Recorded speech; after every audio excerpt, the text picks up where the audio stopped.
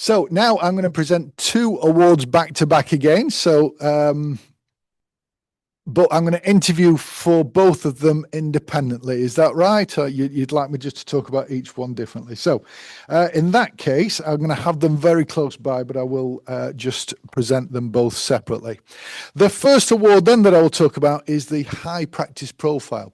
As I alluded to earlier, it's really about getting your name out there in such a way that, you know, your ideal clients are seeing you everywhere, but actually in really favorable ways. You're putting value out there, so much so that people want to get in touch with you, the accountant, the practice owner, to do business with you. So the winner of the High Practice Profile Award, or High Profile Practice Award even, is Rachel. So please welcome Rachel.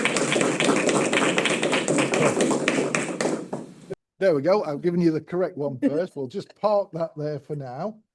So this is Rachel from Chadwick Accountants. Rachel, do you want to just actually introduce yourself and tell us a little bit about you? Sure. I'm Rachael Chadwick-Harrison, founder and MD, Chartered Accountant of Chadwick Accountants in the beautiful village of Bidford-on-Avon in Warwickshire. Wonderful. Thank you very much. So, again, in the same vein as all of the rest of the questions, just give us a bit of a flavour for what things were like before you raised your profile in the way that you have done. What were the challenges or frustrations that you were having?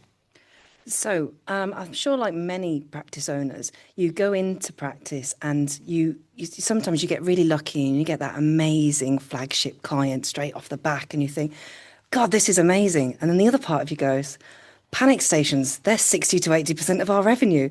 What happens if they drop off? And this client was scaling. We were doing amazing projects with them, which is great things to achieve. However, you know there is a point where they're going to go internal with most of this, and you're going to assist them to go internal. And so in my mind, every year it's like, oh, that's going to come. That's going to happen. It's going to fall off. And how am I going to tackle that? I don't want to make redundancies. I love this team. And I think all of us have probably lost a really important client and wondered how you're going to deal with that. And I started thinking, okay, I need to build revenue. I need to get my leads coming in. I need to make sure that we can cope when this client drops off. And I was starting to look at the prospect journey. What do they see? How do they click on the website? What do they see when they walk in the office? And AVN's book landed on my lap at that point, and I couldn't put it down. I read like half of it in a night, and I was just like, oh my God, this is everything in my brain in the book. And this is how I'm going to do this. So it was really, that was the trigger point to going, we need a PR strategy. You know, I think everybody who is in accountancy, hopefully they think they're a great accountant. That's why you're there. But we all recognize, like, our clients use us because they're not great at accountancy. But we need support as well. That's why we come to AVN. That's why I hired a PR consultant. And I said, I need a PR strategy. Please help me. And that really triggered the start of getting a strategy in place in order to backfill what we knew was going to happen. Excellent, thank you. And so again, you've moved on to some of those steps, but what were the specific steps like in terms of building that profile and the way that you've done it? It's massive. I could probably be here for ages to talk about all the things we did. Obviously, we started with the website.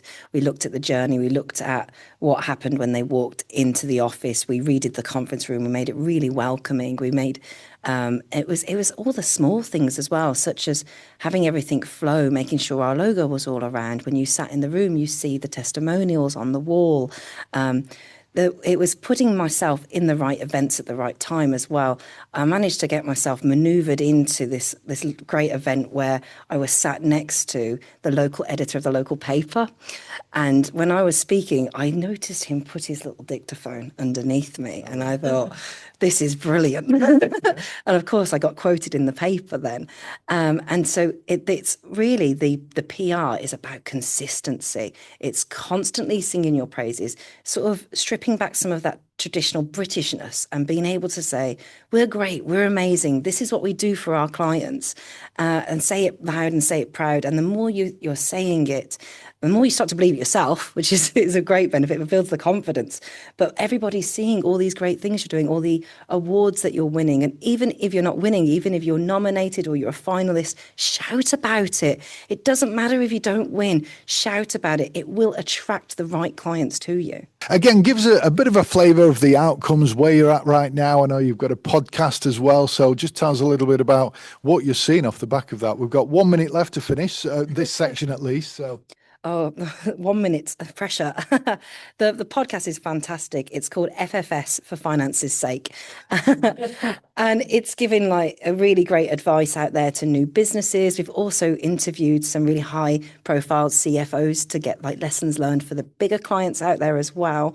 There's so much that we do. I feel like I couldn't get it all down, but what is next for me at the moment is we're at the situation now, which is a great situation to be in. We have far too many leads, and we need to look at pre-qualifying them and making my time more used to those clients that are the ones that, have the funds to pay for us and are, ready to kick off now, not something years down the line. So it's really moving to that next level. We've managed to get our profile really quite high. We've got a nice respected in the community, and now it's about really honing down that time to make sure that it's spent as wisely as possible. Brilliant. Now, I've been told to stop, but I'm going to give you 3 seconds just to say what this means for you. I think for me, this particular award means... And stop. I think I always tell my clients, like my career history, I've worked in lots of fast growing businesses, and it really shows that we're a fast growing business as well, which means the proof is in the pudding. This award proves that we can help you scale.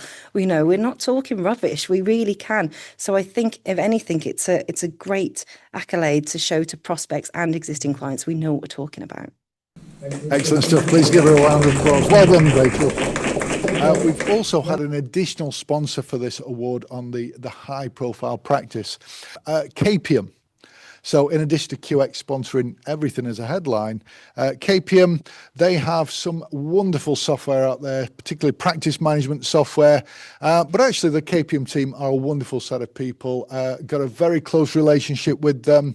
I know they're equally passionate about the stuff that we do. They create software that enables accountants to be so much more efficient, to put the automations in place, which is why this was very close to their heart as well, and help people to become just more streamlined in everything they do. So I just want to say thank you very much to the 𝐾𝐵𝐿 team as well. And well done again. So let me now move on to our next and kind of final award in this what we call a roadmap series. So this is kind of the journey that people go through with us.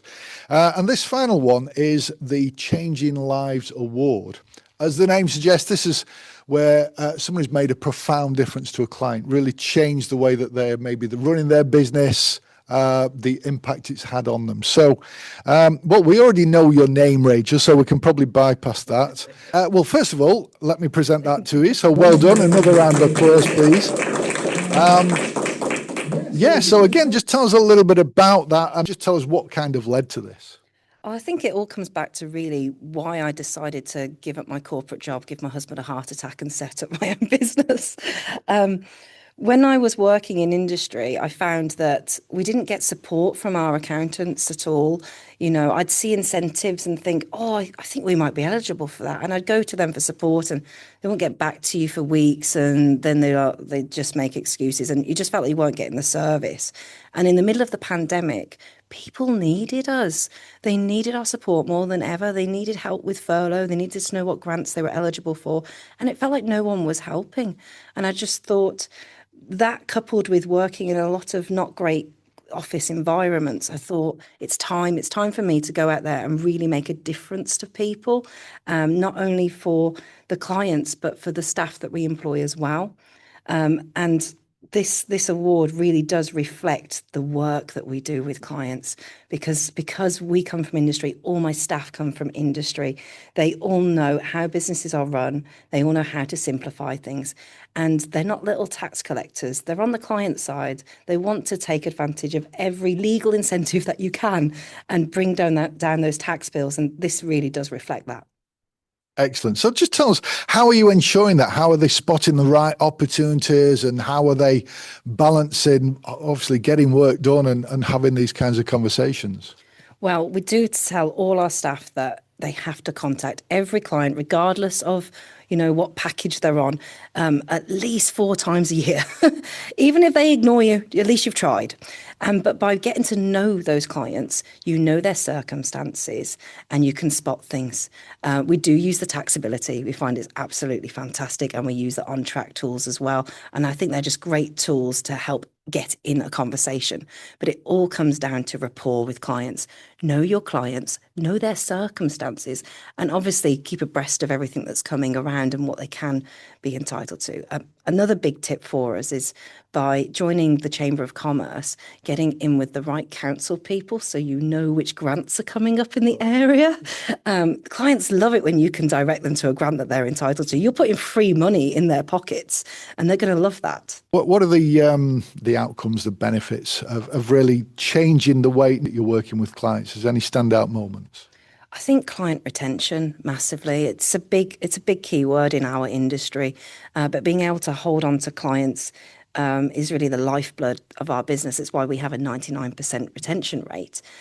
So I think it really does. By changing the clients' lives, by making that impact, they'll never want to move from you. They'll always want to work with you because they know you have their best interests at heart. Brilliant. Thank you. Just wrap up by telling us, what does winning this award mean for you then and your team? I think, again, it's a reflection of the work we do, which is wonderful. It really is. And I think in the award itself, I also wrote about how we treat the team and how we change their lives as well. What we make a really fun workplace culture for them. And, there's a saying, I think it's a Richard Branson saying, look after your staff and they'll look after your clients. And it is so true. They really do. So I think it's just a reflection of the amazing work we do for clients and how we look after the team. Wonderful. Please give Rachael a massive round of applause. Well done to you. Well done. Thank you.